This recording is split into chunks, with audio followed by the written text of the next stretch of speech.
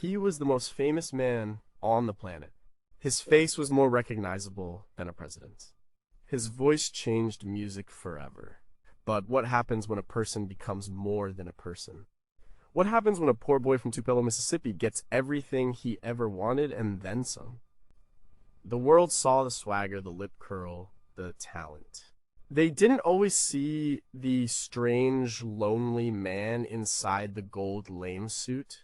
They didn't see the man who shot his TVs, talked to his dead mother, and flew across the country for a sandwich. His life wasn't just a rock and roll story. It was a bizarre fairy tale and a tragedy.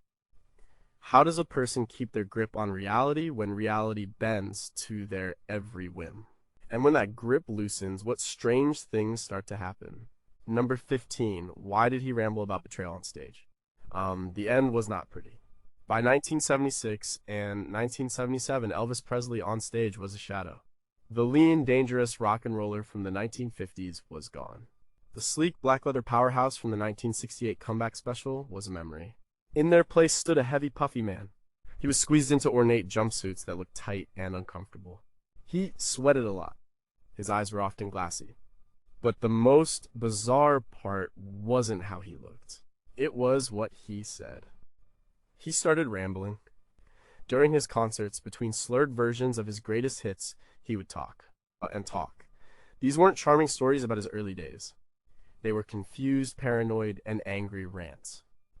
He would grip the microphone and lecture the audience. And he'd talk about numerology, his spiritual beliefs, and the Bible. He'd complain about reviews of his shows.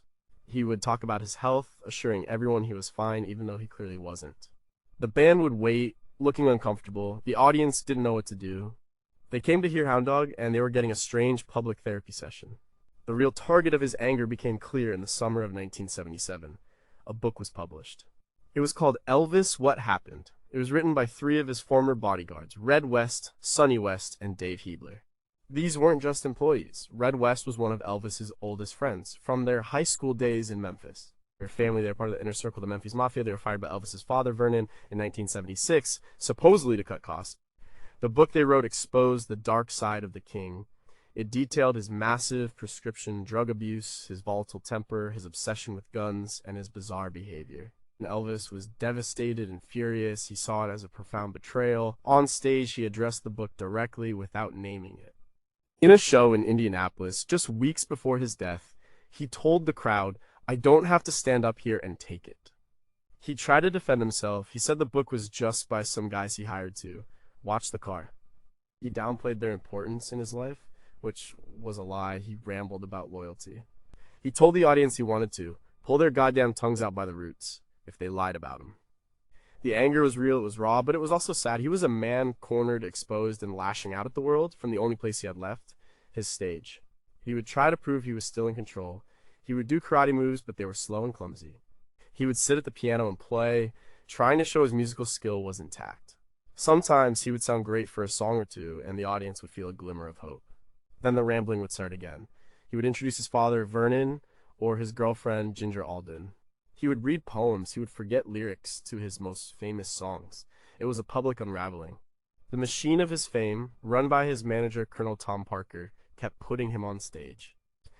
The show had to go on, no matter the cost. His final concert was on June 26, 1977, at Market Square Arena in Indianapolis.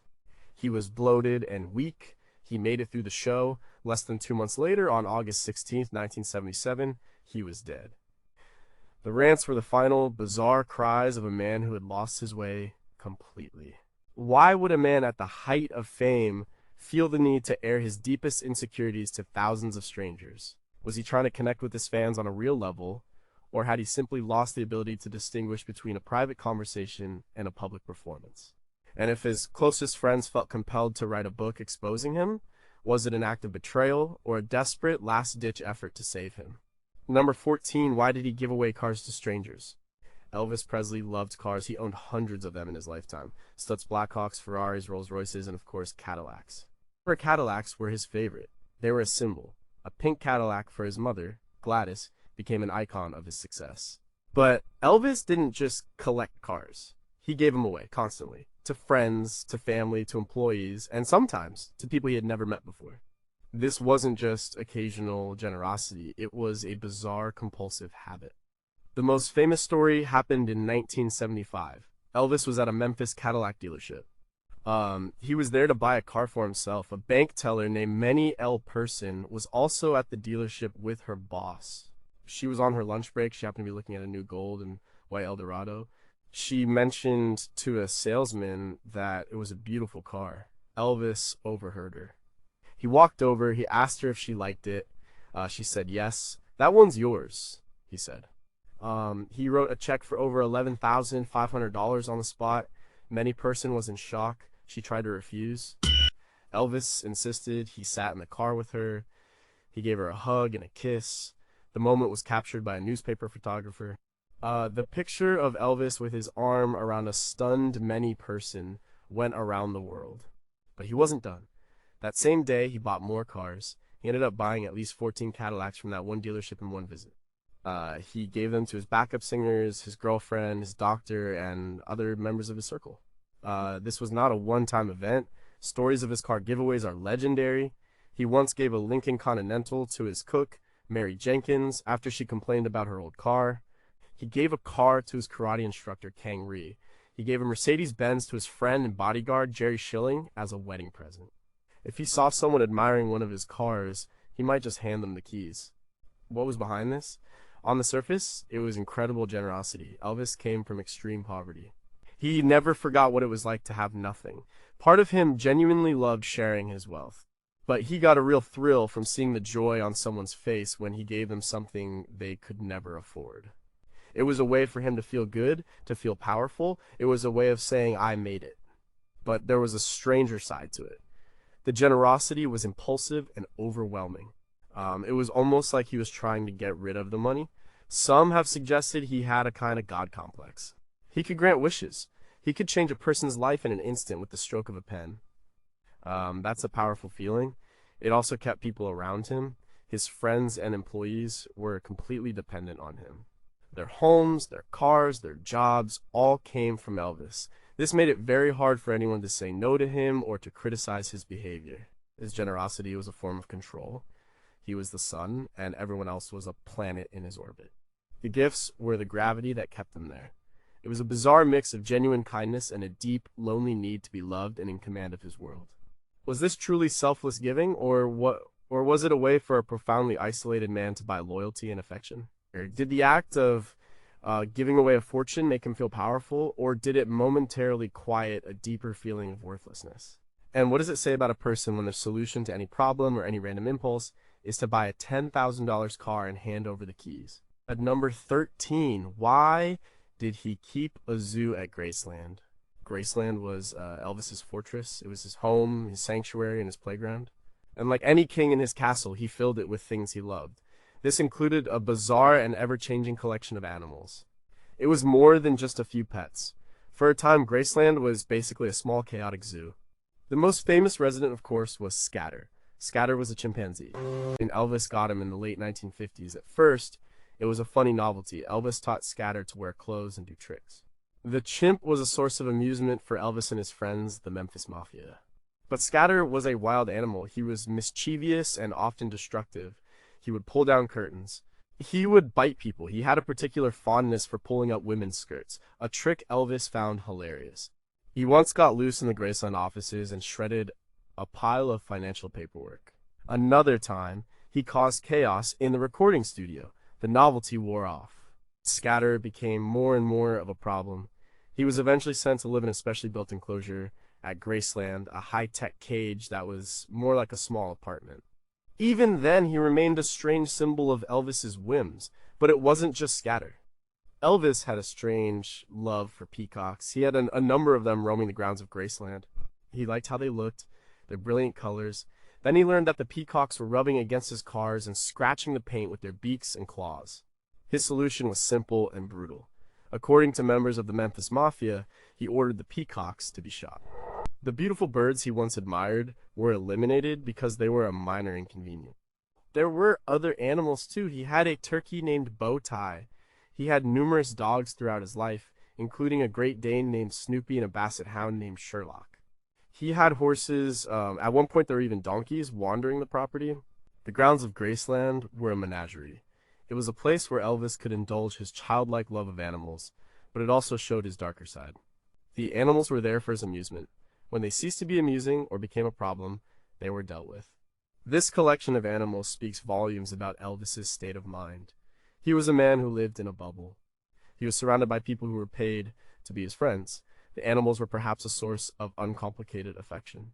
A dog doesn't care if you're the king of rock and roll, but his treatment of them also shows his immense power and isolation. If he wanted a chimpanzee, he got one. If he wanted the peacocks gone, they were gone. There were no consequences, no one to tell him no. The Graceland Zoo was another extension of his fantasy world, a place where he was the absolute ruler of his domain, populated by loyal subjects, both human and animal. It was a bizarre attempt to create a perfect, controllable world within the walls of his Memphis home. What does a man's relationship with animals say about his relationship with people?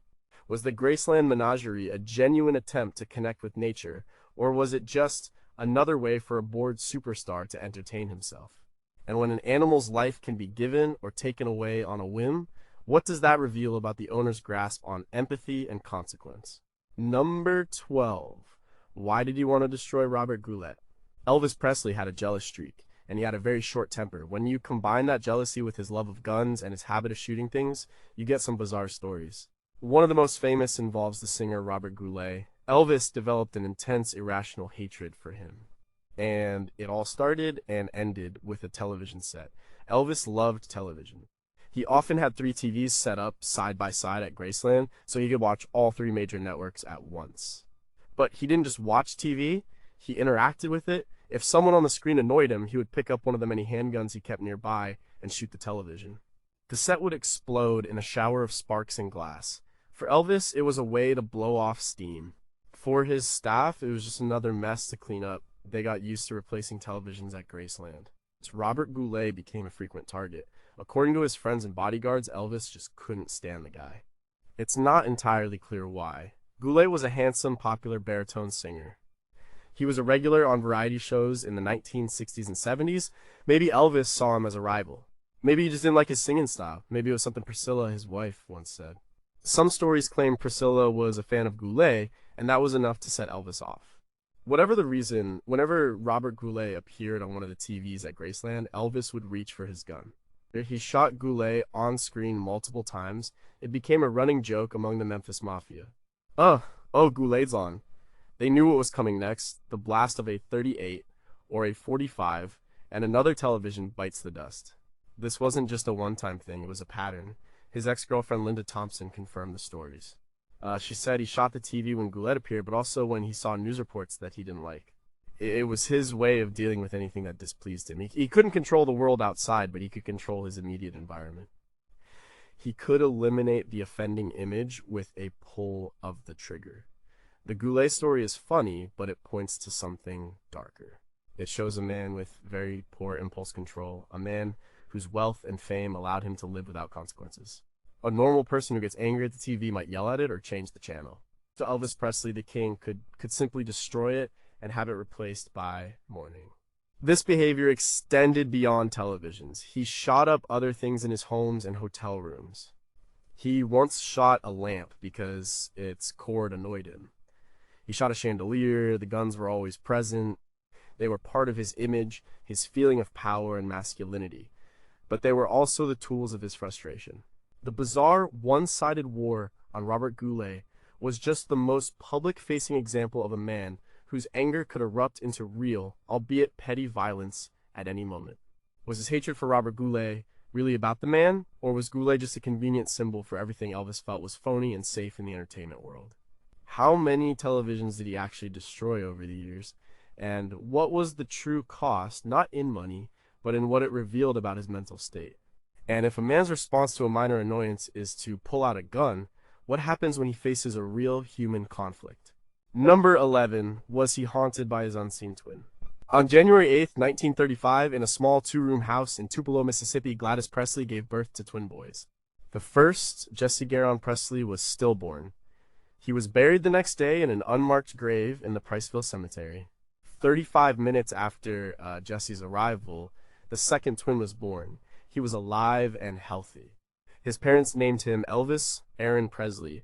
This single event, the death of his twin brother, would cast a long, strange shadow over Elvis's entire life. Elvis grew up as an only child, but he always felt the presence of a missing other half. His parents, especially his mother Gladys, spoke of Jesse often. They believed that when one twin died, the surviving twin received all the strength, talent, and spirit of the other. Elvis was told he had the energy of two people. This became a core part of his identity. It was a huge burden to carry. He felt he had to live for two, he had to succeed for two.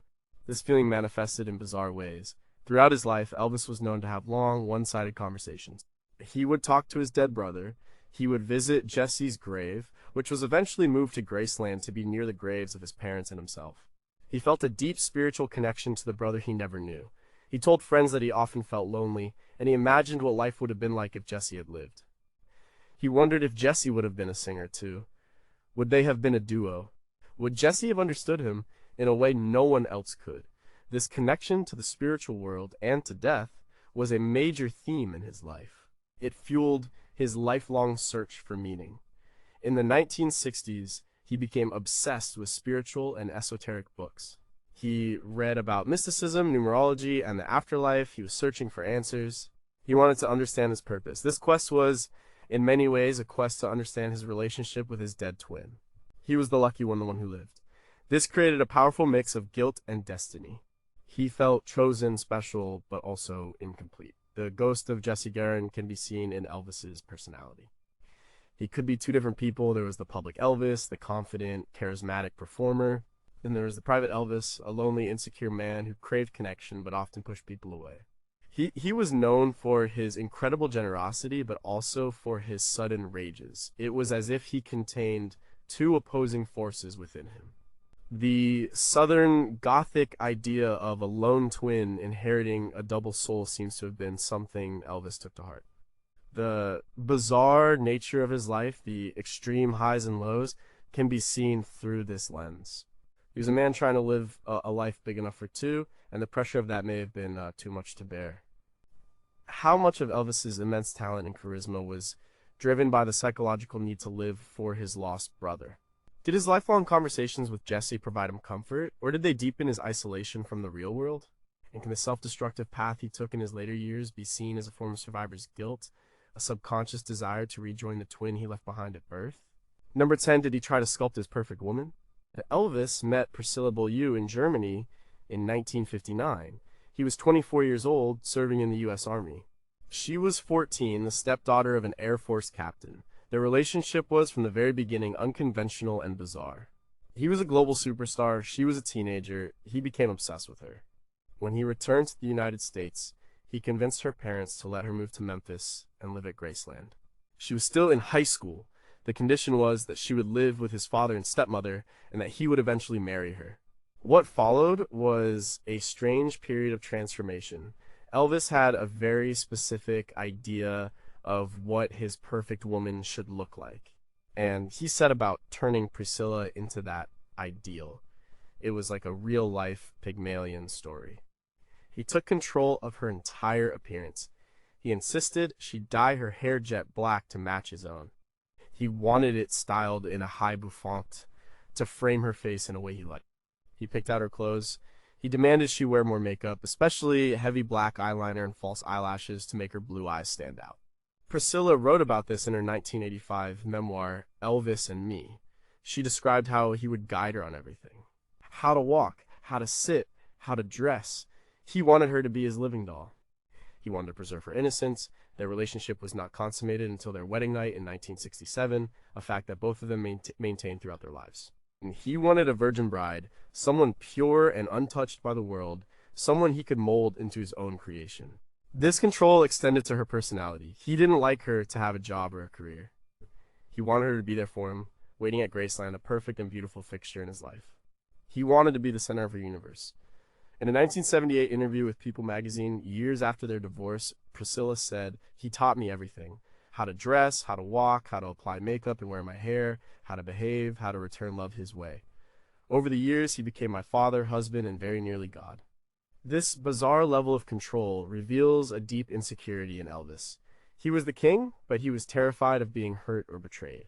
By creating his perfect woman, he was trying to create a safe relationship, one where he made all the rules. He was surrounding himself with an ideal, not a real person with her own thoughts and desires. The image of the teenage Priscilla, remade in the king's image, living in the gilded cage of Graceland, while attending a Memphis high school, is one of the strangest chapters in his life. It's a story of love, but also of obsession and a desperate need for absolute control. Eventually, Priscilla grew up. She began to want her own life, her own identity.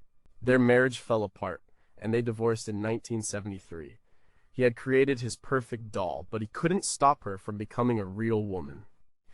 Was this a genuine, if misguided, attempt to protect and cherish a young girl he loved, or was it the act of a narcissist creating a possession? Could a relationship that began with such an extreme power imbalance ever have become a true partnership? And what does it say about Elvis that the only way he could feel secure in love was to completely dominate and remake the person he was with? Number 9. What drove his obsession with police badges? Elvis Presley collected many things: cars, guitars, guns, but his strangest collection was of law enforcement badges. He wasn't just a casual collector, he was obsessed. He desperately wanted to have an authentic federal narcotics badge. This obsession went far beyond a simple hobby. It was a deep-seated desire to be seen as a symbol of authority, a force for good, and a patriot. This desire led to one of the most bizarre and famous encounters in American history: his meeting with President Richard Nixon. The story began on December 19, 1970. Elvis was angry with his father and his wife. He impulsively flew from Memphis to Washington, D.C., then he flew to Los Angeles. Then, just as impulsively, he flew back to D.C. On the flight, he scribbled a 5-page letter to President Nixon on American Airlines stationery. In the letter, he introduced himself. He said he loved his country. He said he was concerned about the drug culture and the hippie element. He wrote that he wanted to help. He told Nixon he had done an in-depth study of drug abuse. He offered his services to the president as a federal agent at large. He hand-delivered the letter to the White House gate on the morning of December 21st. The White House staff was stunned. Elvis Presley was at the gate. Nixon's aides, particularly Eagle, Bud Crow, and Dwight Chapin, saw a huge public relations opportunity.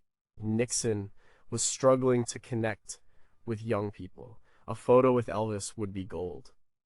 They arranged a meeting for that very day. Elvis arrived at the White House wearing a purple velvet suit with a huge gold belt buckle and a cape. He brought a gift for the president, a commemorative Colt .45 pistol in a display case. The meeting itself, documented in official memos and by photographs, was surreal. Elvis showed Nixon his collection of police badges. He told the president he thought the Beatles were anti-American because they had made their money in the U.S. and then gone back to England. He repeated his desire to help fight the war on drugs, and then he made his request. He wanted a badge from the Bureau of Narcotics and Dangerous Drugs. Nixon, eager to please the superstar, agreed. He ordered one for Elvis. The photos from the meeting are iconic. A beaming Elvis Presley shaking hands with a somewhat bewildered Richard Nixon in the Oval Office. It remains the most requested photograph from the National Archives. Why this obsession? For Elvis, a police badge was the ultimate symbol of power and legitimacy. He was the king of rock and roll, but that was entertainment. It was rebellious. Part of him wanted to be part of the establishment. He wanted to be a hero, not just to his fans, but to his country. He genuinely believed he could use his fame to influence young people and steer them away from drugs, even as he was becoming increasingly dependent on prescription medication himself. This massive contradiction was at the heart of his bizarre quest. He wanted to be a federal agent fighting drugs, while privately his own drug use was spiraling out of control. The badge was a fantasy, a way to see himself as the good guy in his own story. Did Elvis truly believe he could be an effective undercover agent? Or was the badge just another toy for a man who could get anything he wanted? What did President Nixon really think of this bizarre meeting beyond the obvious photo opportunity? And how could Elvis reconcile his desire to wage a war on drugs with his own deep and destructive dependency on them? Number 8. Why did karate take over his life? Elvis discovered karate in the Army in 1958. It started as a hobby. It was a way to stay in shape, a discipline to focus on. But like many things in Elvis's life, it didn't stay a hobby. It grew into a full-blown obsession, a philosophy, and eventually a bizarre part of his stage show that confused and alienated many of his fans. In the 1960s, he pursued it seriously. He trained with some of the best martial artists in the world, like Ed Parker, the founder of American Kempo Karate, and Bill Superfoot Wallace. He took it very seriously. He earned his first-degree black belt in 1960. By 1974, he had been promoted to an 8th-degree black belt.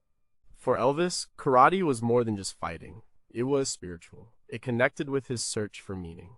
He loved the discipline, the uniforms, the rituals, the sense of power and control it gave him. He spent hours training. He would rent out entire movie theaters to watch kung fu films. This obsession was fine in his private life, but in the 1970s he brought it on stage. His famous jumpsuits were designed to allow him to do karate moves. At first, it was cool. A few dramatic lunges, a high kick, a karate chop at the end of a song. It was part of the spectacle.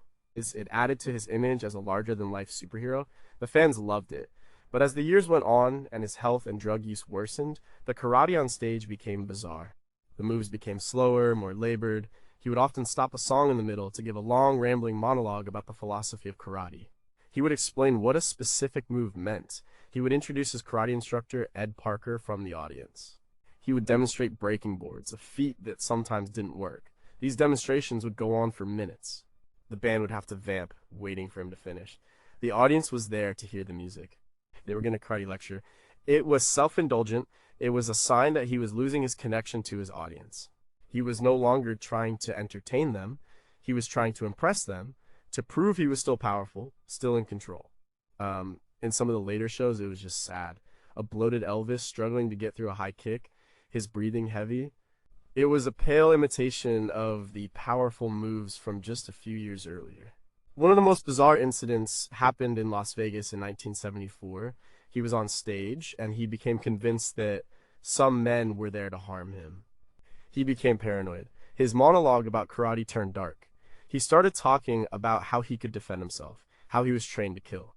He was on edge, his movements erratic, his bodyguards had to surround the stage. It was a frightening display of his deteriorating mental state, with karate as the strange, violent focus. The hobby that had once given him discipline and confidence had become a bizarre and sometimes scary public spectacle. Was his devotion to karate a genuine spiritual pursuit, or was it a desperate attempt to find a discipline that was missing from the rest of his chaotic life? Did the power and control he felt while doing karate make him feel safe in a world he could no longer manage? Or did the rigid rules and warrior philosophy simply feed his paranoia and his most violent impulses? Number 7. What was he searching for in all those books? Everyone knows Elvis the singer, Elvis the movie star, but few people know about Elvis the reader. In the mid-1960s, after the death of the Beatles and a string of terrible movies, Elvis fell into a deep depression. He was searching for meaning. He found it for a time in books, not novels, but books about religion, mysticism, and the occult. This wasn't a casual interest. It became a bizarre, all-consuming quest for enlightenment. The journey began with his hairdresser, Larry Geller. Geller was a spiritual seeker, and he introduced Elvis to a world of new ideas. Elvis became a voracious reader. He built a large library at Graceland. He would read for hours, underlining passages, making notes in the margins. He carried books with him everywhere. He would read to his friends, the Memphis Mafia, trying to convert them to his new way of thinking. They were mostly baffled. They wanted to ride go-karts and watch movies. Elvis wanted to discuss the nature of the soul. His favorite book was The Impersonal Life. It's a strange little book, supposedly channeled from God, written in the first person as if God is speaking directly to the reader. The main message is that the individual self is an illusion, and that one must connect with the I am consciousness within. Elvis was completely captivated by it. He bought hundreds of copies and gave them away to friends, family, and even strangers. He believed it held the secrets of the universe. He read everything, the Bible, the Bhagavad Gita, the Tibetan Book of the Dead. He read about numerology, astrology, and the teachings of figures like Madame Blavatsky and Krishnamurti. He became fascinated with a group called the Self-Realization Fellowship, founded by Paramahansa Yogananda. He even visited their headquarters in Los Angeles. For a while, he seriously considered quitting music and show business to live in a monastery or commune. He wanted to dedicate his life to a spiritual search. This was a bizarre turn for the world's biggest rock star. He would hold forth for hours, lecturing his friends on spiritual matters. He saw signs and symbols everywhere. He believed he had healing powers. He would try to heal people by laying his hands on them. This spiritual quest was deeply sincere, but it was also a sign of his growing detachment from reality. He was looking for answers that his fame and fortune couldn't provide. He was lonely and confused, and these books offered a promise of something more. His manager, Colonel Tom Parker, was horrified. He saw this spiritual phase as a threat to the Elvis brand. He worried Elvis would give away all his money and walk away from his career. Eventually, the Colonel and Elvis's father, Vernon, convinced him to pull back. They told him it was weird that he was alienating his friends and his fans. Elvis, who craved approval, listened. He never completely abandoned his spiritual beliefs, but he pushed them into the background. The intense, obsessive phase was over, but it remains a bizarre chapter, a time when the king of rock and roll almost became a monk. Was this spiritual journey a genuine search for God, or was it the ultimate ego trip of belief that he, Elvis, was a chosen one with special cosmic knowledge? Could a man so surrounded by fame and adoration ever truly achieve the humility required for spiritual enlightenment? And if he had followed this path and walked away from his career, would he have found peace, or just another form of isolation? Number 6. Who were the Memphis Mafia? Elvis Presley was rarely alone. From the moment he became famous, he surrounded himself with a group of friends, relatives, and employees. They were with him 24 hours a day. They lived with him, traveled with him, worked for him, and played with him. The press nicknamed them the Memphis Mafia. The name stuck. They weren't gangsters, but they were a fiercely loyal and sometimes volatile inner circle. You know, the way Elvis managed this group and the bizarre rules he imposed on them reveals a man desperate for company, but also for absolute control. The group included his cousins, old friends from Memphis like Red West and Sonny West, and people he met along the way like Jerry Schilling and Joe Esposito. Their job titles were vague. They were bodyguards, tour managers, companions, and errand boys. They were paid a salary. They lived in houses Elvis bought for them. They drove cars he gave them. Their entire lives revolved around him. If Elvis wanted to go to the movies at 2 a.m., they all went. If Elvis wanted to ride go-karts all night, they all did. If Elvis was up, they were up. If he slept, they waited. Life inside the Memphis Mafia was governed by a set of unwritten but strictly enforced rules. Elvis was the boss, the center of everything. No one was allowed to have a private conversation in front of him without including him. Their wives and girlfriends were expected to stay in the background. Elvis hated to be bored. The guys were expected to keep things lively, to have jokes and stories ready, to keep the energy up. You know, if Elvis got angry, they had to absorb it. He was known for his temper, and he would sometimes get into physical fights with members of the group, which were more like brawls among brothers. The bizarre part was the total immersion. They lived in his world on his time. Elvis was nocturnal. He would sleep most of the day and stay up all night. So they did too. Their lives were completely dictated by his whims. This created an intense, claustrophobic environment. While they were isolated from the outside world, living inside the Elvis bubble, this loyalty had a price. It was very difficult for anyone in the group to have a normal family life.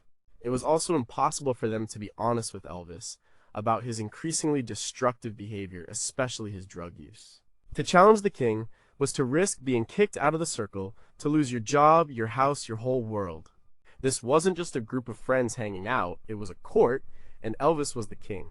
He organized touch football games that were brutally competitive. He staged elaborate practical jokes.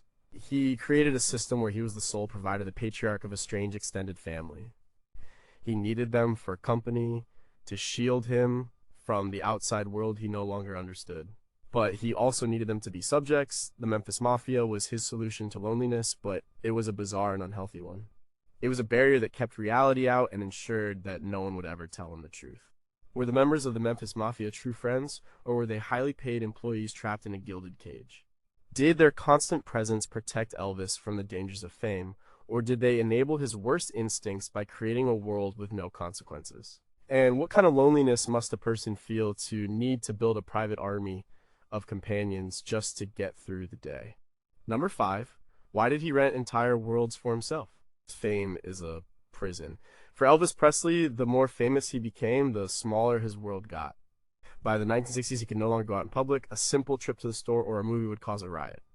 So He used his incredible wealth to solve the problem in a truly bizarre way. He would rent out entire establishments for the night just for himself and his friends. He didn't just want a private room, he wanted the whole world to himself. His favorite thing to do was rent out a movie theater. After the last public showing, around midnight, Elvis and the Memphis Mafia would arrive.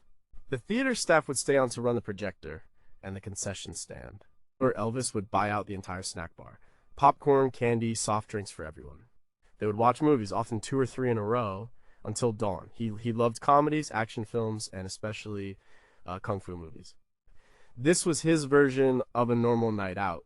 He also loved amusement parks. He couldn't just go and stand in line for a roller coaster. So he would rent the entire park. The most famous example is the Libertyland amusement park in Memphis. On August 8th, 1977, just a week before he died, he rented the park from 1 a.m. to 7 a.m. for his daughter Lisa Marie, his girlfriend Ginger Alden, and a few friends. He rode his favorite roller coaster, the Zippin' Pippin, over and over again. It was a rare moment of joy in his final difficult days, but it was a joy he had to purchase, a manufactured experience in a closed, empty world.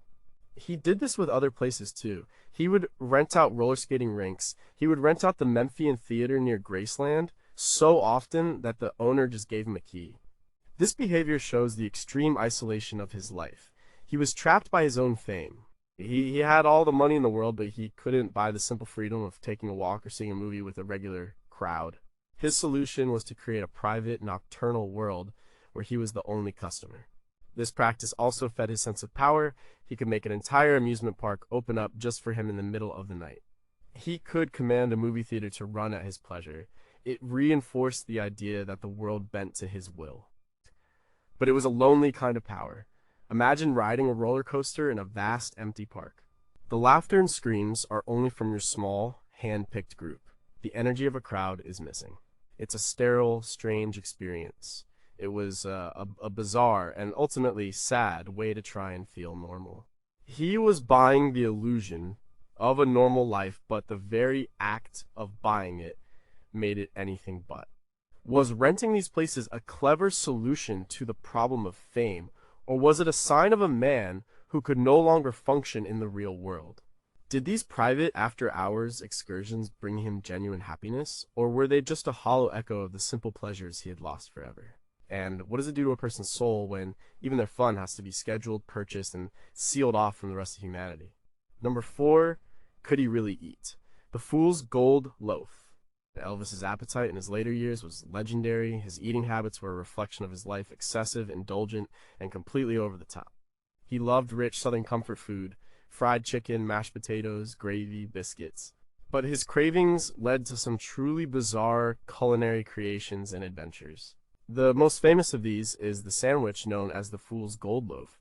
The story is a perfect example of Elvis's impulsiveness and his ability to make any whim a reality. The Fool's Gold Loaf was a specialty of the Colorado Mine Company, a restaurant in Denver. It wasn't just a sandwich, it was an event. It consisted of a single large loaf of Italian bread. The loaf was hollowed out, slathered with margarine, and toasted. Then, it was filled with an entire 1-pound jar of creamy peanut butter, an entire 1-pound jar of blueberry jam, and a full pound of fried bacon. The estimated calorie count was astronomical, likely over 8,000 calories, though some estimates go much higher. One night in 1976, Elvis was at Graceland. He was talking with 2 friends, police officers from Denver who were visiting. They started describing the Fool's Gold Loaf to him. Elvis became obsessed.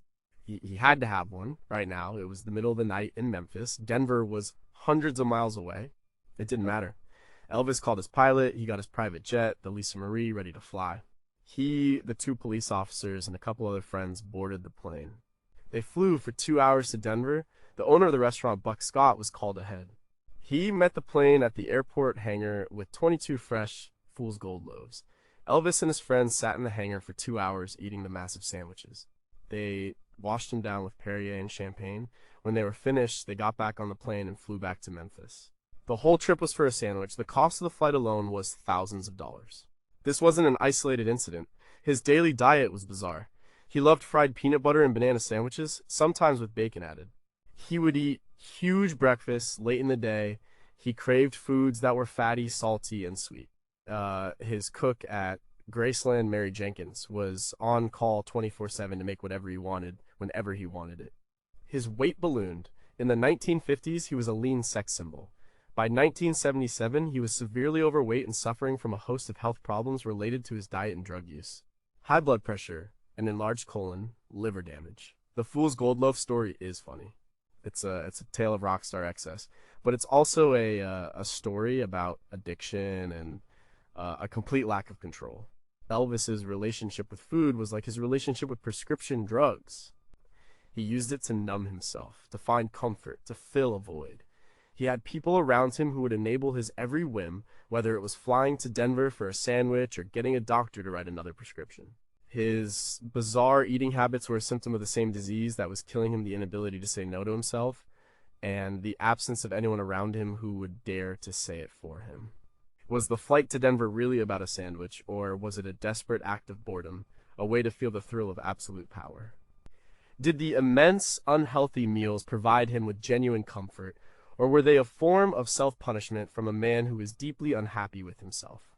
And how is it possible for a person to be surrounded by so many people, yet have no one willing or able to intervene in such clear acts of self-destruction?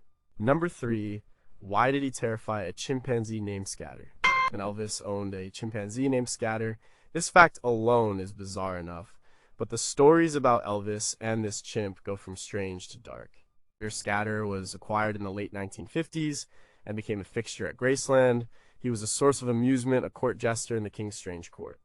But the relationship between man and ape was not always a happy one. It revealed a cruel streak in Elvis, a side of him that his adoring public never saw. At first, it was all fun and games. Elvis and the Memphis Mafia would dress Scatter up in clothes. They taught him to give people the finger. They found his antics hilarious. But Scatter was a wild animal, not a pet. He was prone to biting and fits of rage. He caused a lot of damage at Graceland. The humor in his misbehavior started to wear thin for Elvis. One story recounted by members of the Memphis Mafia is particularly disturbing. Elvis was in a bad mood, Scatter was acting up, being loud and annoying. Elvis lost his temper. He grabbed a broom or a stick and chased the chimpanzee. He cornered Scatter in a room and, according to the accounts, beat the animal. The chimp was terrified. This wasn't a playful punishment, it was a violent outburst. The men who witnessed it were shocked. It was a side of Elvis they had seen directed at objects like televisions, but rarely at a living creature. Another incident involved a fireworks display. Elvis decided it would be funny to put on a fireworks show in one of the bathrooms at Graceland. He and his friends started setting off firecrackers and cherry bombs. Scatter was in the house. The loud explosions terrified him. The chimp went into a frenzy, screaming and crashing around. And Elvis and his friends thought it was hilarious. They were entertained by the animal's terror. These stories paint a picture of a man who could be incredibly callous. The chimp was his plaything. When the toy was amusing, it was treated well. When it was annoying or disobedient, it was punished. When its terror was a source of entertainment, it was exploited. This behavior reflects a profound lack of empathy. It's the action of someone who has become so powerful and so isolated that the feelings of others, even an animal, don't register.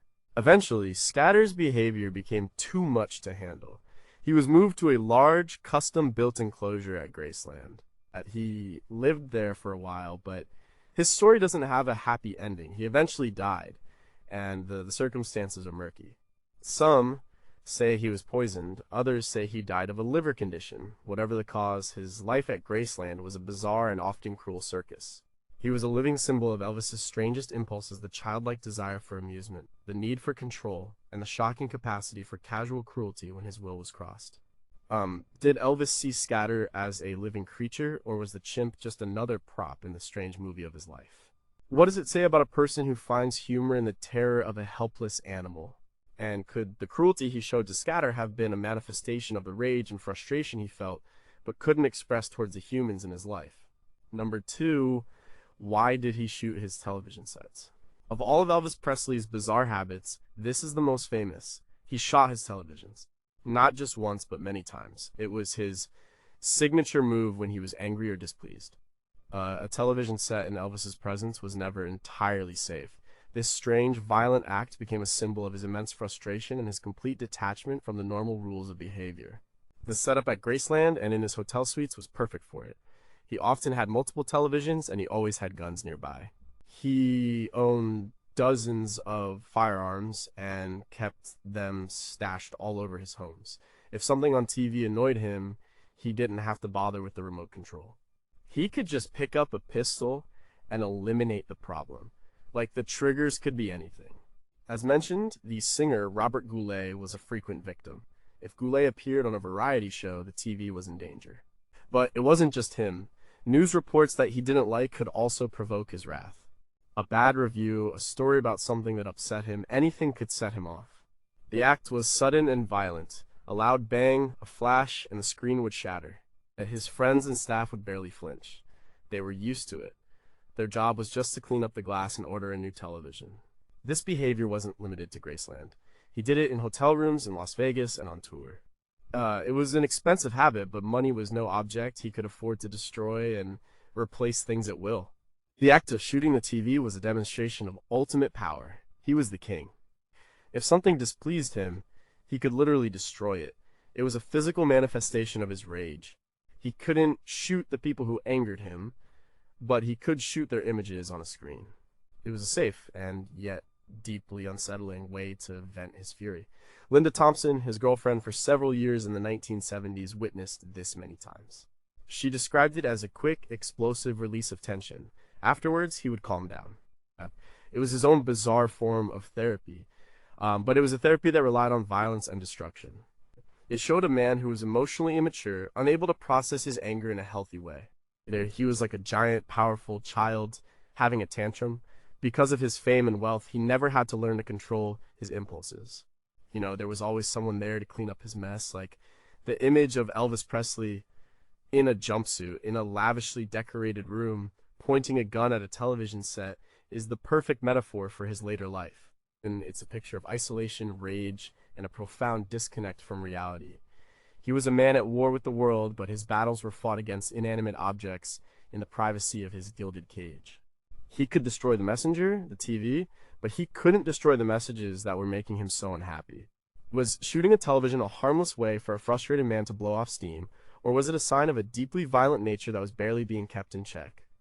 What did this act symbolize to Elvis himself? A moment of control or a moment of complete helplessness? And if he had not been surrounded by enablers who would simply replace the broken sets, would he have been forced to confront the source of his anger in a more constructive or perhaps more dangerous way? Number one, why did he go to the White House? The single most bizarre episode in Elvis Presley's life took place on December 21st, 1970. It was the culmination of his obsession with law enforcement, his patriotism, and his growing paranoia. On that day, Elvis Presley met President Richard Nixon in the Oval Office. The story of how it happened and why Elvis wanted it to happen is a journey into the strange landscape of his mind. It started with an impulsive act. Elvis was at home in Memphis. He got into an argument with his wife, Priscilla, and his father, Vernon, about his spending habits. Angry and frustrated, he went to the airport and got on the next flight to Washington, D.C. He checked into a hotel, got bored, and then flew to Los Angeles. In L.A., he met up with his friend Jerry Schilling. He told Schilling he wanted to go back to D.C. He had an idea. On the flight back to Washington, Elvis, who was traveling under the name John Barrows, decided to write a letter to President Nixon. On American Airlines stationery, he poured out his thoughts. He told the president how much he admired him. He explained that he was a celebrity and that he could reach young people. He wanted to help the country fight the drug culture and the hippie elements. He asked for one thing in return. He wanted to be made a federal agent at large. He wanted a badge from the Bureau of Narcotics and Dangerous Drugs. He believed this official credential would allow him to do good. He landed in D.C. and went to the White House. He handed his letter to a security guard at the gate. The story of a handwritten letter from Elvis Presley sitting at the White House gate made its way to Nixon's aides, Dwight Chapman and Egil Bud Krogh. They saw a brilliant opportunity. The president needed to look more in touch with the youth of America. There's a photo with the biggest star in the world would be a massive coup. They convinced the skeptical Nixon to approve the meeting. A few hours later, Elvis Presley walked into the Oval Office. He was wearing a purple velvet suit with a matching cape, an open-necked shirt, and a massive gold belt buckle. He also brought a gift for the president, a chrome-plated Colt .45 pistol in a display box. The Secret Service had initially stopped him from bringing a weapon in, but Elvis insisted it was a gift, and it was eventually allowed. The meeting, which was supposed to last 5 minutes, went on for over half an hour. Elvis was passionate. He showed Nixon pictures of his daughter, Lisa Marie. He showed him his collection of police badges from various cities. He repeated his offer to help his country. He criticized the Beatles, saying they were a bad influence. Nixon, a bit awkward and formal, listened. He tried to make conversation, asking Elvis about his shows in Las Vegas. Then Elvis got to the point. He asked for the Narcotics Bureau badge. He explained that with that badge, he could go to any country, and they would let him in. He could help fight the drug problem. Nixon, wanting to make his famous guests happy, agreed. He told Bud Crow to get Elvis a badge. At the end of the meeting, in a moment that defied all protocol, Elvis spontaneously put his arm around the President of the United States and gave him a hug. The entire event was surreal. It was a collision of two completely different worlds. The straight-laced, formal world of the White House and the strange, isolated world of Elvis Presley. For Elvis, it was the ultimate validation. He got his badge. He felt he was now officially on the side of law and order, a true patriot. For Nixon, it was a bizarre but successful PR stunt. The photograph of the two men shaking hands is a cultural artifact, a snapshot of one of the weirdest moments in American history. But it also reveals the core of Elvis's bizarre later life, a man with unlimited power to make his fantasies come true, no matter how strange they were, and a deep, desperate need to be seen as a hero. What is the true motivation for his letter? A genuine desire to help his country, or a childlike need to acquire the ultimate badge for his collection? Did President Nixon see a sincere patriot, or did he see a troubled and eccentric celebrity who could be used for political gain? And ultimately, what does it mean when the king of rock and roll, a man who represented rebellion to a generation, so desperately wanted the approval and authority of the establishment he had helped to disrupt,